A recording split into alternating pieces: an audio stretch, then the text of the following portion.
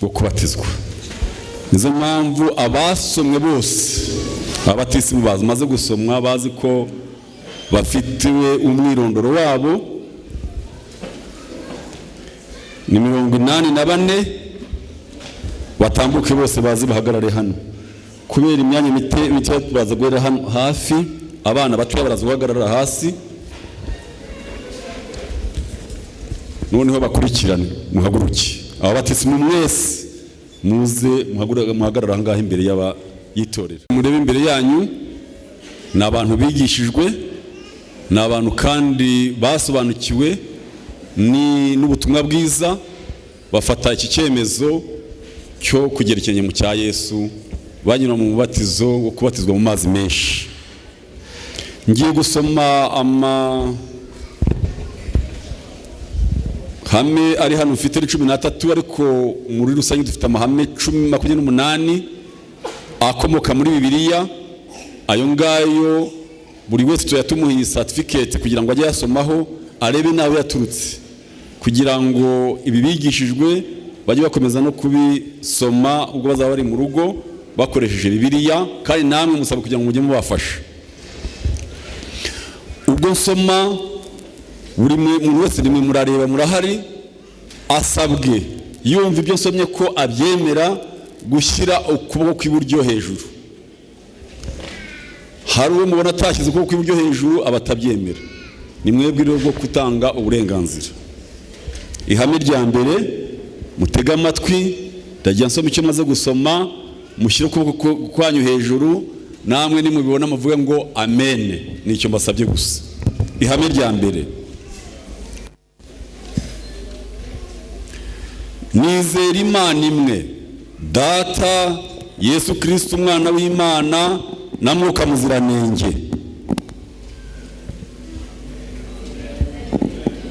Amen. Murayibikira iki ntibibanejeje se? Irya kabiri, nizeye ko urupfu rwa Yesu Kristo rwo ku musaraba i Karuvari ari impongano y'ibyaha byanjye nanjye, kandi nizera ko kubwo kwizera amaraso ye mbabariwe ibyaha byanjye ndetse n'igihano cyabyo. Ihame rya gatatu, nemeje kwitandukanya n'isi ndetse n'inzira zayo z'icyaha, ahubwo nemeye Yesu Kristo nk'umucunguzi wanjye bwite, kandi nizeye kwampa umutima mushya. Ihame rya kane, kubwo kwizera nemeye gutsindishirizwa no gukiranuka kwa Kristo, mwakiriye nk'umuhuza unsabira mu buturo bwera bwo mu ijuru, kandi ndifuza gukomezwa n'amasezerano ye ko ampa Mwuka ngo anshoboze gukora ibihuje no gushaka kwe.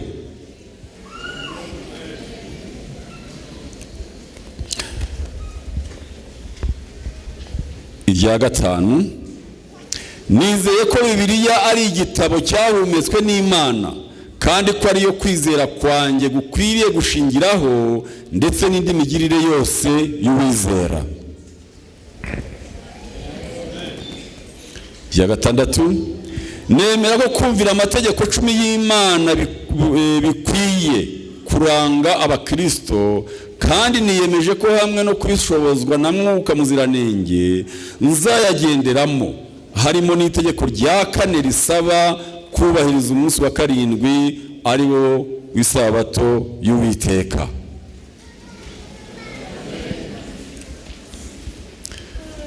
Ihame rya 7, nizera ko umubiri wanjye ari urusengero rwa Mwuka Muziranenge, kandi ko nkwiriye guhesha Imana ikuzo mfata neza uwo mubiri, nkawurinda ndinda n'abandi ibyawangiza, ibisindisha, itabi mu moko yaryo yose, ibiyobyabwenge ndetse n'ibiribwa bizira. Bya munani, nizera impano za Mwuka, kandi nemera ko umwuka w'ubuhanuzi ari kimwe mu biranga itorero ryasigaye.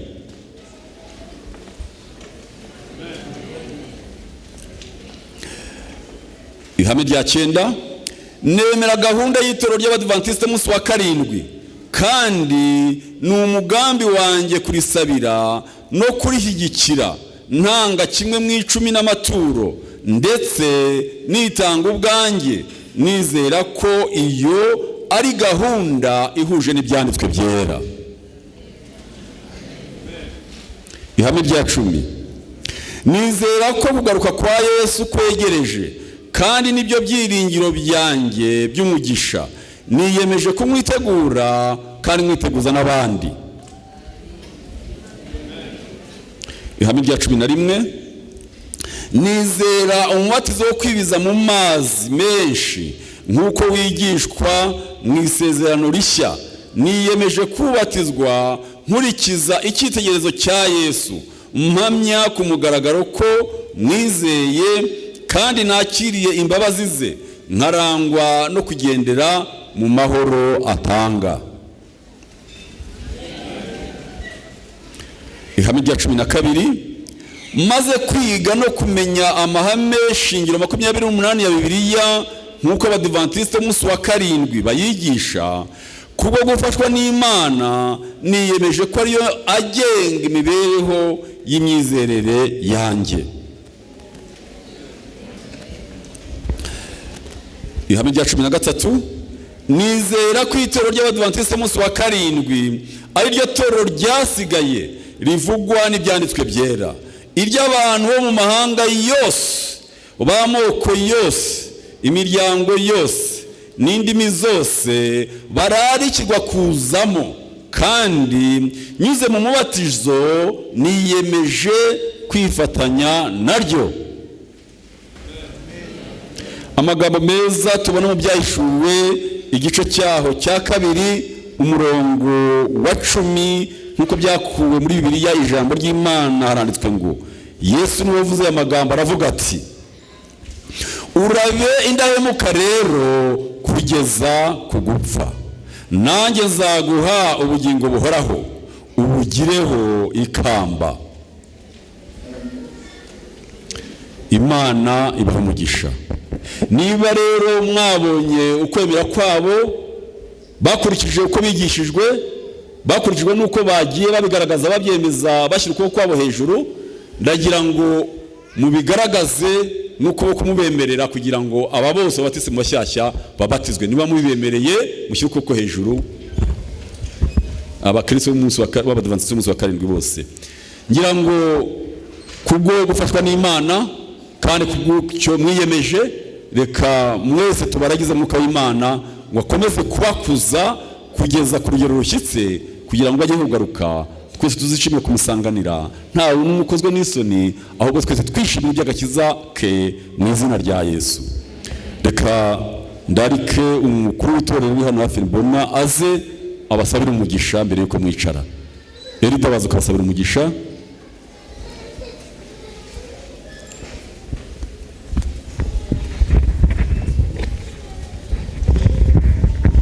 Reka dusenge twicishije bugufi.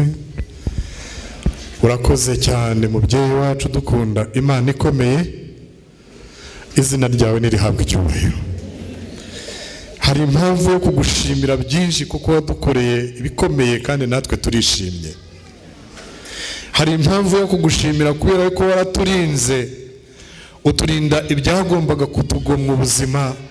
Uyu munsi turiho kandi turacyahumeka, izina ryawe nirihabwe icyubahiro. Kandi noneho waduhaye umugisha utangaje, kuko ibi byumweru 2 byose tumaze kuri uyu musozi ijambo ryawe ririmo kuvugwa, ribyaye umusaruro mwiza kandi mwinshi w'abana bawe bitanze kugira ngo babatizwe mu mazi menshi. Reka tubasabire umugisha utagabanije, kugira ngo imbaraga y'Umwuka wera ikomeze gukorera mu bugingo bwawe, kugira ngo ubaragize, ubaramize amata y'Umwuka ari ryo jambo ryawe, kugira ngo ijambo ryawe riba ari ryo ribakuza kandi rizabageze ku gihagararo nk'icya Kristo. Amahoro yawe utanga akomeze kubana n'itorero ryose muri rusange, kandi amahoro yawe akomeze kuba mu mitima y'abiteguye kubatizwa. Nuko rero uyu munsi dukomeze kukugiriraho umugisha nk'Imana ishobora byose.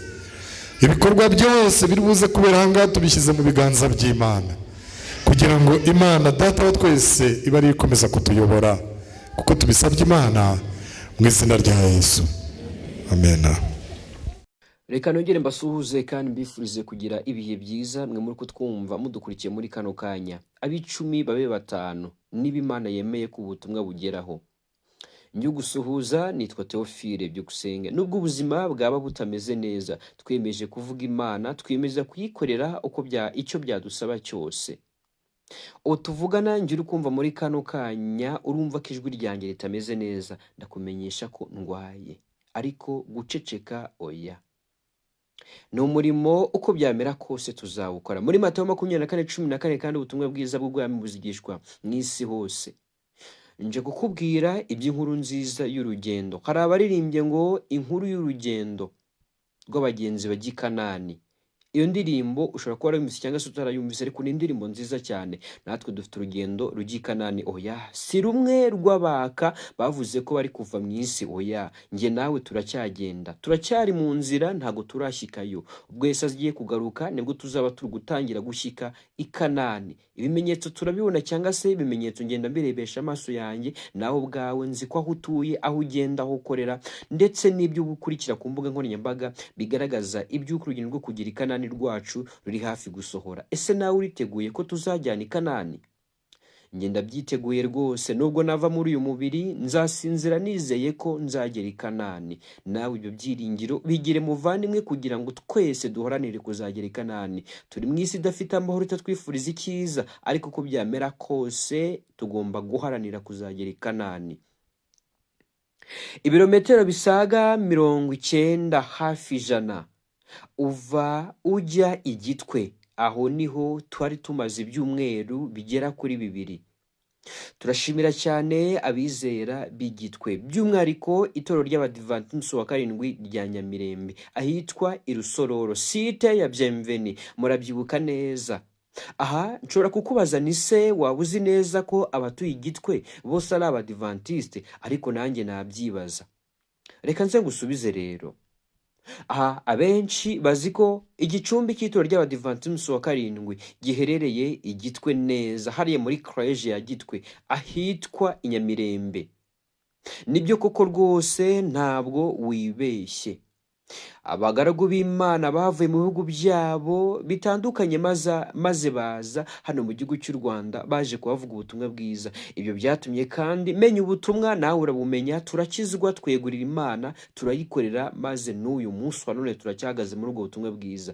Uko niko bimera kandi iyo uri kugenda mu mihanda ya Gitwe werekezayo, utangira kugenda ubona ibyapa ku muhanda bikwereka neza ko uru rusengero ari urw'Abadiventiste cyangwa se atari urw'Abadiventiste. Uko niko bimera. Ariko se reka nkubaze, nk'uko natangiye mbikubaza, waba uzi neza ko abari i Gitwe cyangwa se abari muri la centre ya Bienvenue ndetse n'izindi zigiye zitandukanye, harimo n'ababa batari Abadiventiste?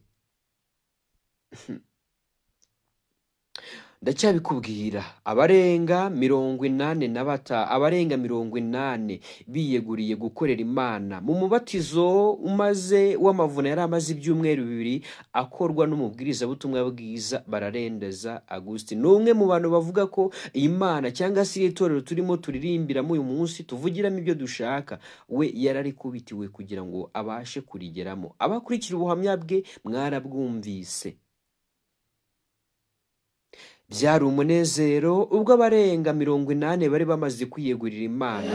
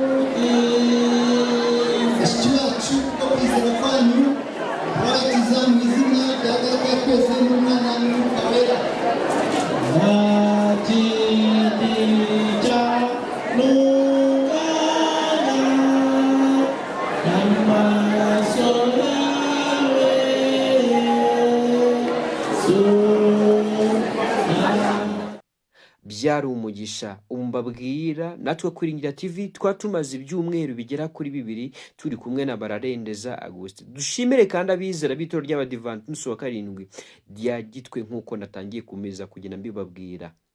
Mubyeyi wadufashije kuducumbikira, warakoze cyane. Imana ikomeze kubaha umugisha.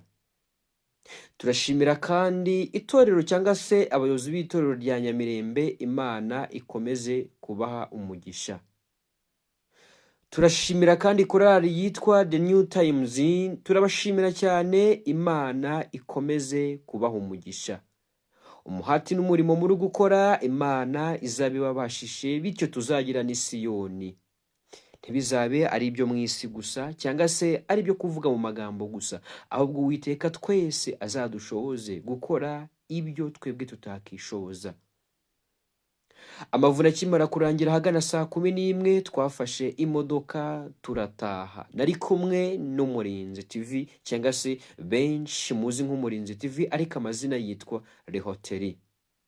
Nari kumwe na Damuru, abenshi bamaze kumwumva muri uyu murimo mu buryo bugiye butandukanye.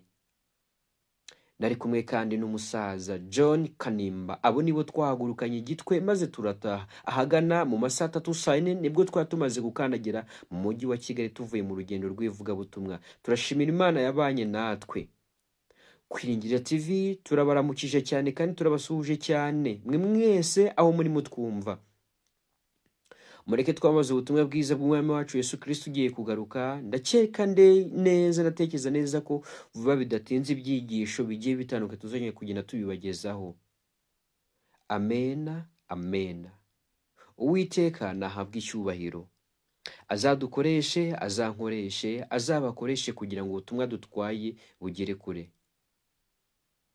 Inkuru nari ngufitiye yari iyo ngiyo, kandi ni nziza rwose ku mukiranutsi cyangwa se ni nziza rwose kuri buri mukristo wese wishimira kubona hari abakijijwe cyangwa se hari abagarutse mu Mana. Ndabakunda cyane. Amahoro akomeze kubana namwe kandi mukomeze no kunsengera. Ntabwo meze neza. Tujye Bararendeza niwe wakundaga kuvuga ngo tujye tuvugana nkaho turi kuvugana uyu munsi ari ubwa nyuma. Uko turi kumvikana kano kanya ni ubwa nyuma, nta kindi gihe tuzongera kumvikana nk'uyu munsi. Akimara kubivuga narabyumvise sinabyumva neza. Ati aya materaniro ari kuba uyafate nk'ari aya nyuma. Ngewe yumvise muri kano kanya nibwo unyumvise bwa nyuma cyangwa se bwa mbere, ariko ushobora kutazongera kunyumva. Dushobora kutazongera guterana tungana gutya. Iki kiganiro uri kumva ushobora kutazakongera kucyumva uko tungana gutya. Uyu munsi ntuzagaruka. Uwiteka azadushoboze. Dusabirane. Ndagusabira nawe jya unsabira kugira ngo uriya munsi tuzabashe kubonana. Komeze kunsabira kugira ngo ubuzima bwanjye bugende neza. Komeze mvuga Imana, komeze gukorera Imana. Icyo byadusaba cyose twarabyiyemeje. Hari abantu tutari kumwe. Imana ni nziza kandi ibihe byose nibwira ko no muri ibyumweru 2 tumaze gusa ibitangaza by'Imana byabereye ahantu twakongera tukavuga ngo Imana ni nziza, kuko yaratwiyeretse mu buryo bwose tutatekerezaga. Aya ni amavuna yateguwe ariko mu buryo navuga bwihuse bitewe nuko ibihe byabitegekaga, kandi birangira Imana ibigenje neza. Ndagira ngo ndibutse ko mbere y'aya mavuna hari andi mavuna yabanje gukorwa, haba i Nyarubuye haba no ku Munini. Ayo nayo yabonetsemo umusaruro, ariko wose wahurijwe hamwe uyu munsi kugira ngo tubashe kubatiriza rimwe kandi mu gihe kimwe ku Munini habatijwe abantu 10 kandi Nyaruye habatijwe abantu 19. Site ya Byemveni ahangaha duteraniye habatirijwe abantu 55. Bose rero iyo bateranyije baba abantu 84. Ni itorero rero rishyitse kandi ryiza, ngira ngo benshi bari hano mubaha akanya batambuke no kuvuga gusa, kandi abantu nabo bahari, abahari mubaha inzira batambuke baze hano. Tumaze iminsi tubicaza mu bashyitsi, none babaye abasangwa uyu munsi. Ndagira ngo mbasabe rero mubahe inzira batambuke, nabonye bari bicaye hariya, mutambuke muze hano imbere.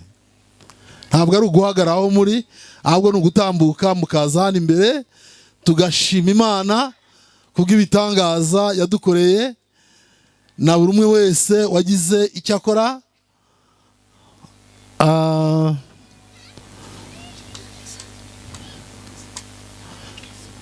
Mutambuke rwose, barazana ishema mu ishema n'isheja, baranezerewe cyane. Harimo abakuze, harimo abatoya, abajene.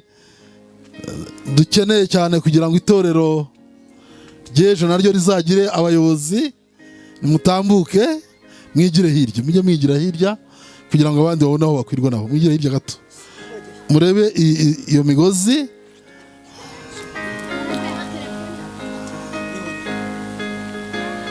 Murebe imirongo nk'itatu cyangwa ine kwa kundi. Bamwe imbere hano, abatoya, abagufi muhere hano imbere, abakurikiyeho gutyo muze. Ntago nshaka umuntu bari bukingirize, umuntu wese agaragare mu ifoto. Wewe wagiye inyuma, mwigire imbere iki giti.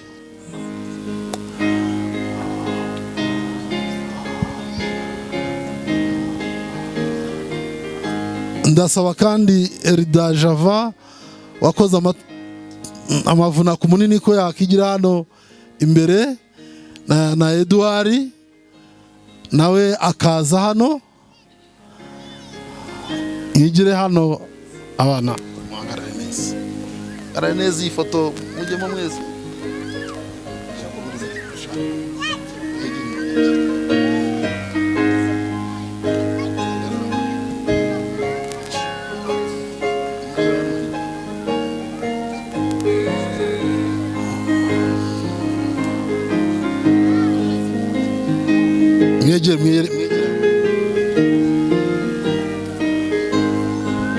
Murabona mu by'ukuri mu bihe nk'ibi ngibi turimo, kugira ababatizwa bangana batya ni umugisha w'Imana. Java ni umugabo w'igikwerere, niwe wakoze amavuna hakurya hariya. N'undi urimo witoza umwuga w'ubugabura, niwe wakoze amavuna i Nyaruye, Ntakirutimana Edouard. Hamwe nabo rero ndagira ngo se wa musaza yewe Gusitini we, nagukirwa wahandi wabaye wa hano igira hafi. Niba se iri teraniro muri nezerewe ngaho, nimuryakire mu izina rya Yesu.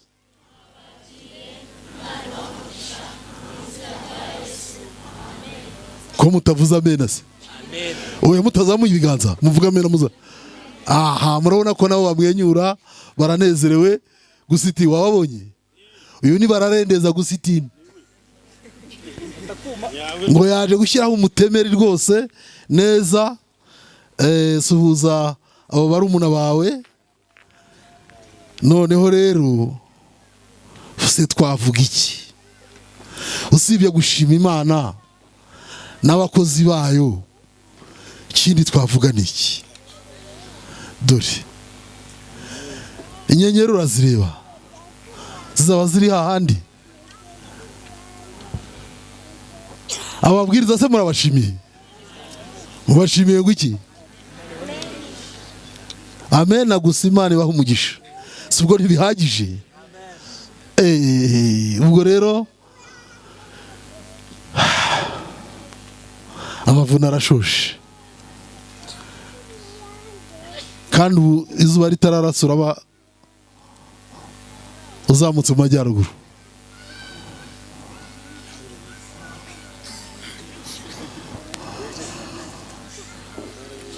Hari igihe rero bitugora, se twavuga ngo